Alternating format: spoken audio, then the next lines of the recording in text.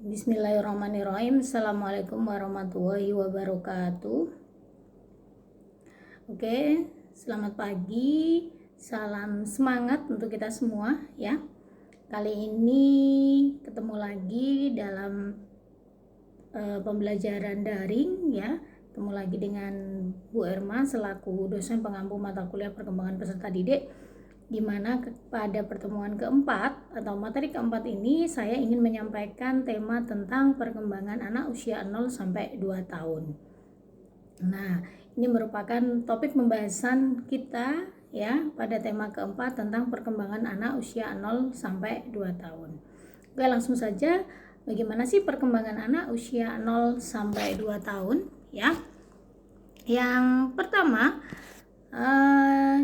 di sini ada tahap-tahap perkembangan anak usia 0 sampai 2 tahun yang disampaikan oleh Piaget ya. Jadi Piaget menyampaikan bahwa tahapan 0 sampai 2 tahun atau disebut juga sebagai periode sensorimotor ya. Jadi merupakan periode sensorimotor di mana Piaget berpendapat bahwa adanya 6 subbahasan. Nah, jadi ada 6 tahapan atau 6 subbahasan pada tahap perkembangan anak usia 0 sampai 2 tahun.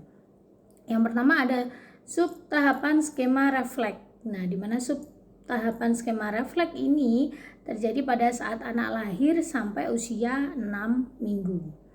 Yang kedua ada sub tahapan fase reaksi sirkular primer. Nah, fase reaksi sirkular primer ini berlangsung pada usia 6 minggu sampai 4 bulan. Kemudian yang ketiga ada sub tahapan koordinasi reaksi sirkular sekunder yang muncul dari usia 9 bulan sampai 12 bulan. Ya. Berikutnya yang keempat ada sub tahapan fase reaksi sirkular tersier yang muncul dalam usia 12 sampai 18 bulan. Next, yang kelima merupakan sub tahap awal representasi atau simbolik. Nah, jadi merupakan tahap-tahap perkembangan dari usia 0 sampai 2 tahun yang saya ambil dari pendapatnya Piaget, di mana Piaget menyebutnya ini merupakan tahapan periode sensori motor. Next, di sini ada tahap perkembangan. Nah, tahapan-tahapan perkembangan di mana meliputi 4 tahapan perkembangan. Itu ada 4 ya. Yang pertama adalah tahap perkembangan fisik.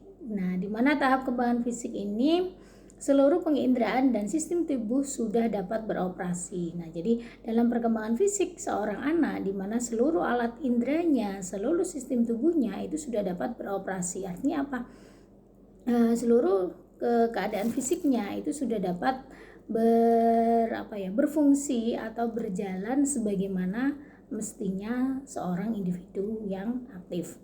Kemudian ada tahap perkembangan kognitif, di mana tahap perkembangan kognitif ini saat mulai memiliki kemampuan untuk belajar dan mengingat, di mana anak mulai memiliki kemampuan untuk belajar dan mengingat. Ya, biasanya tuh usia-usia sekolah ya, sekolah awal atau dini ya, anak PAUD, TK, itu mereka sudah mulai belajar adanya kemampuan untuk belajar dan juga ingat gitu. Mungkin waktu kita kecil dulu tuh kita kan nggak ingat ya waktu masa-masa kecil kapan kita sih bisa tengkurap, kapan kita bisa merayap, kapan kita bisa berdiri, bisa berjalan. Kadang mungkin kita nggak ingat itu, tapi mungkin ingatan kita masa kecil kita itu adalah ketika kita sekolah, dimana waktu TK itu saya punya teman ini waktu TK itu saya pernah menyanyi ini di depan kelas. Nah, itu perkembangan kognitif yang dimulai di mana anak memiliki kemampuan untuk belajar dan juga mengingat.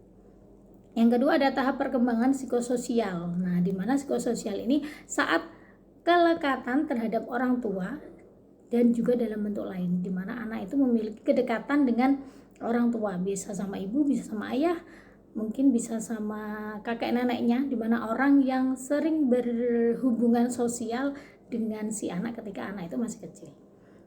Kemudian ada tahap perkembangan emosional, yaitu seperti adanya bayi yang menangis setelah dilahirkan. Nah, ini merupakan tahap perkembangan terdini ya, emosional, itu ditandai dengan ketika bayi menangis setelah dia dilahirkan. Kemudian tahap perkembangan dari segi psikologis ya. Jadi pada dimana itu ada masa 4 sampai 7 bulan pertama. Nah, masa 4 sampai 7 bulan pertama itu biasanya ditandai anak ada yang suka menggigit, cepat marah, sulit tidur, menarik bagian tubuh dan lainnya, dan takut mandi. Nah, itu merupakan tahap awal perkembangan psikologis anak dalam usia 4 sampai 7 bulan pertama. Biasanya bayi yang berusia 4 sampai 7 bulan pertama itu ya tahap perkembangannya itu ditandai dengan ini ya, beberapa tahapan ini. Oke, next ini ada perkembangan anak fase awal. Ya, di mana perkembangan anak fase awal itu meliputi beberapa aspek dari segi kemampuan fungsional. Ya, dari ada perkembangan kognitif. Nah, perkembangan kognitif adalah segala sesuatu yang berhubungan dengan konsep mengetahui, di mana di dalamnya mendapat informasi untuk berpikir dan lain-lain. Kemudian ada tahap perkembangan emosi, di mana anak itu belajar mengontrol emosinya, belajar mengendalikan dirinya, ya, itu merupakan tahap perkembangan emosi. Kemudian tahap perkembangan sosial, di mana tahap perkembangan sosial ini ternyata dibagi menjadi dua, yaitu kemampuan anak untuk menolong dirinya sendiri dan kemampuan untuk berinteraksi dengan orang lain, yaitu merupakan tahap perkembangan sosial. Kemudian perkembangan motorik, nah di mana perkembangan motorik itu meliputi dua, yaitu ada motorik halus dan juga motorik kasar. Nah, makanya ketika biasanya anak-anak di sekolah taman kanak-kanak ya, di taman kanak-kanak itu biasanya anak-anak kan gurunya merangsang kemampuan anak itu lewat motorik kasar dan juga motorik halusnya. Seperti ada anak itu diajak bermain puzzle, anak diajak bermain play-doh, anak diajak menyusun balok dan lain sebagainya. Itu merupakan rangsangan untuk menarik motorik halus dan juga motorik kasar si anak.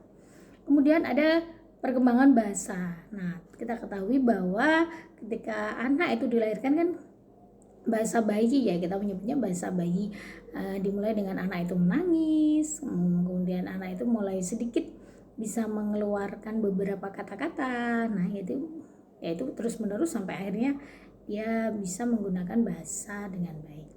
Nah, dimana di sini ada catatan bahwa pada fase perkembangan awal ini tidak boleh ada kekurangan salah satu aspek pun ya, jadi nggak boleh dari kelima ini ada yang kurang, karena itu dapat mempengaruhi aspek-aspek yang lain. Nah, maka jika ada kekurangan dalam perkembangan kognitif, itu juga akan berpengaruh pada perkembangan emosionalnya. Jika ada kekurangan pada perkembangan sosial, juga berpengaruh pada perkembangan motoriknya dan juga perkembangan bahasanya. Nah, misalnya ada gangguan pendengaran, di mana gangguan pendengaran itu dapat mempengaruhi perkembangan sosial dan juga perilaku anak. Jadi tidak boleh ada satu kekurangan pun dari tahapan perkembangan di fase awal ini, gitu ya. Kemudian ada penilaian perkembangan. Nah, ada penilaian perkembangan di mana perlu adanya penilaian perkembangan. Yang pertama itu perlu dilakukan sedini mungkin untuk screening gangguan. Nah, kita harus tahu jangan-jangan di masa perkembangan anak usia 0 sampai 2 tahun itu mungkin ada beberapa gangguan. Nah, maka kita perlu untuk melakukan screening. Kemudian dilakukan secara periodik, teratur dan sistematis. Nah, adanya tahapan-tahapan itu dilakukan secara periodik ya, berarti ada tersistem, teratur dan juga sistematis. Jadi dapat dilakukan oleh orang tua maupun seorang yang sudah ahli di bidangnya atau orang yang sudah profesional di bidangnya, seperti mungkin tenaga medis, psikiater, psikolog dan lain sebagainya.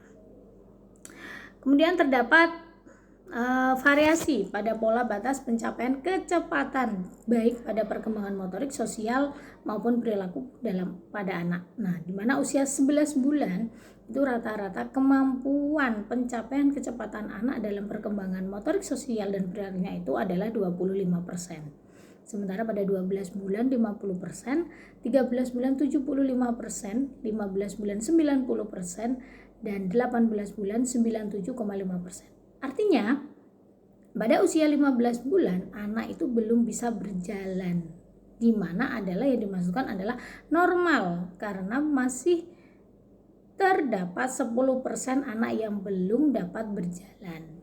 Nah, sedangkan di usia 18 bulan adalah batas anak belum mampu berjalan. Jadi kalau ada anak usia 15 bulan itu belum berjalan, itu masih dalam fase yang wajar.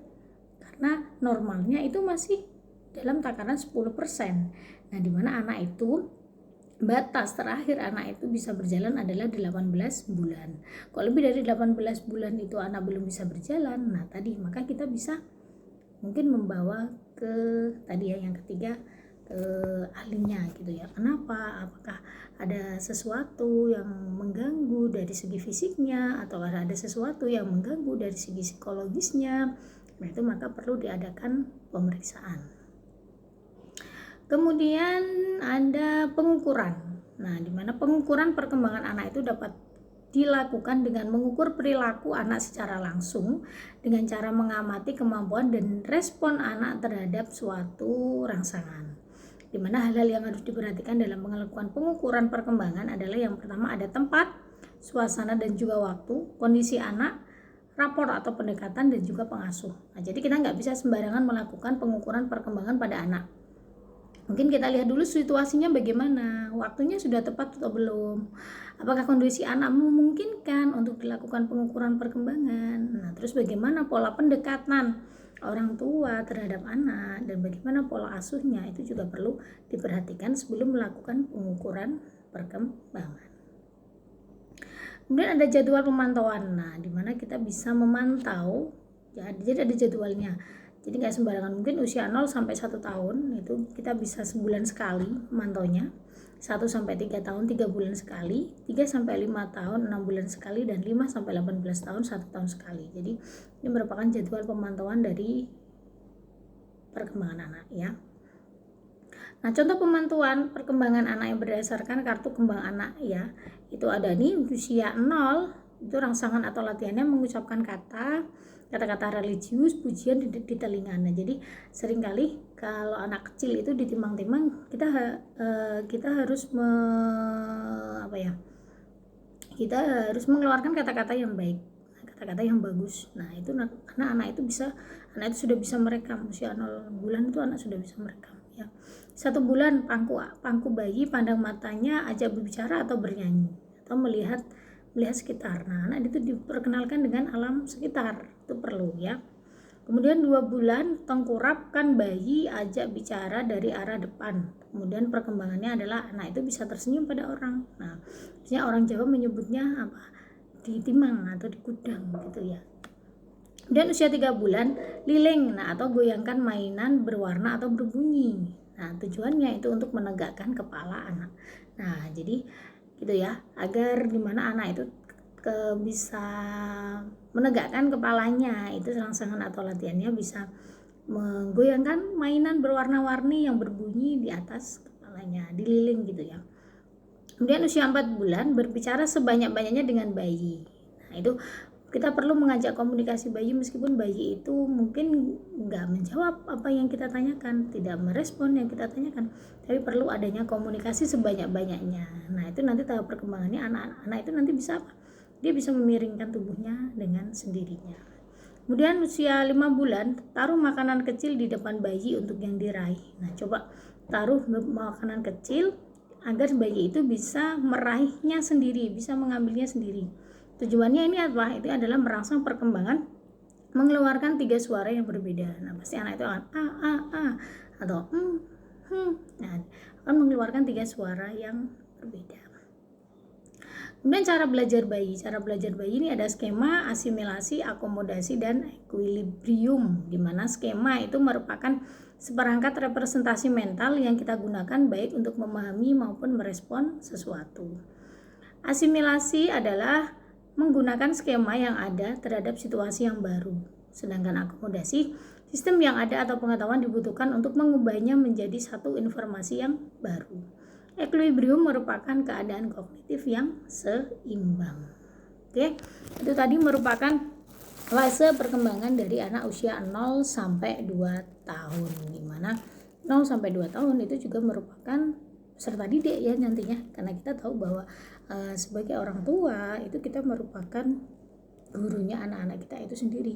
Jadi kita itu perlu tahu bagaimana sih kita merangsang, kita mengetahui perkembangan anak usia 0 sampai 2 tahun, dan itu nanti akan berpengaruh terus terhadap perkembangan fisik, perkembangan psikomotorik, perkembangan sosial, perkembangan bahasa anak, itu fase-fase yang lebih tinggi. Oke, itu yang dapat saya sampaikan tentang materi perkembangan anak usia 0 sampai 2 tahun. Bila ada pertanyaan bisa ditulis di kolom diskusi ya.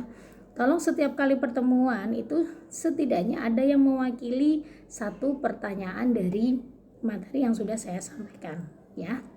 Jadi itu untuk bahan evaluasi kita juga, apakah kalian sudah paham dengan materinya atau nanti perlu ada pemahaman selanjutnya. Oke, baik. Itu yang dapat saya sampaikan. Terima kasih untuk perhatiannya. Saya akhiri. Assalamualaikum warahmatullahi wabarakatuh.